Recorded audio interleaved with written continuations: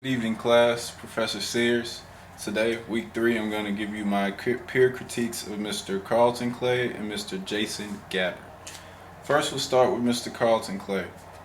I had to really nitpick to find something wrong with this speech because it was a very well presented speech. The topic was interesting. It's not something I knew anything about, so I actually really appreciate the knowledge and I can use it later on in life. He was very descriptive, from talking about the flowers to talking about how the plant smelled and how it kept them away and how it benefited them later on in life. So it was very informative and I really appreciated that. He was very well dressed. Nice shirt, nice tie.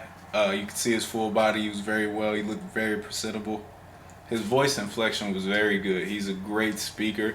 He seems like he knows his topic. He took his time and he got it through there, and he had great hand gestures to go along with it. He also had one of the problems I have, which is saying but I think that's the problem that a lot of speakers have, but it still was a great speech. He was repetitive a little bit about him not wanting to kill something living. I'm not sure if he was just trying to drive the point home or whatnot, but it seemed like he said it a couple times and it kind of went over my head a little bit. Once he started to repeat it, it kind of lost its gravity because it was said so much. Now, Mr. Jason Gabbert, he has a great speaking voice. He sounds like a speaker. I could tell before he started his speech that he was a police officer. He sounds like one. He's excellent at delivering his story.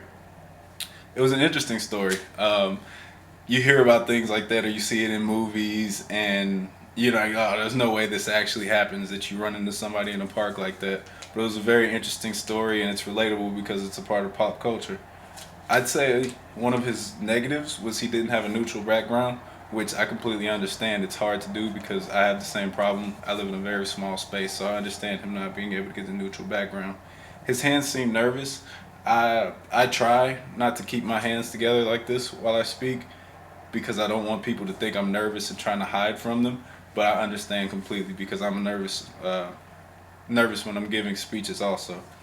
And I'd say the last thing about his is that he didn't have an outro. He kind of just abruptly ended and cut his computer off. Now, on to my speech. I'm going to kind of repeat some things that were said about my speech because I noticed the same things, but I'm working on them. The biggest thing in my speech, I would say, is my ums. I'm working so hard to not say but it's just a natural reaction once I'm not sure what to say next. And my neutral background is something that I really need to work on. I understand the distraction because last week you could see the shoes in the background, and then the light, there's nothing I can do about it. It's the only light in my room, but the light is distracting.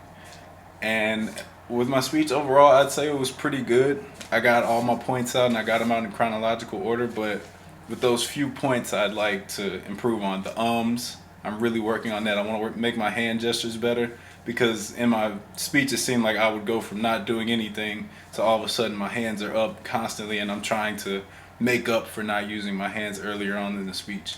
Well, thank you for listening. This is my week 3 speech. Goodbye.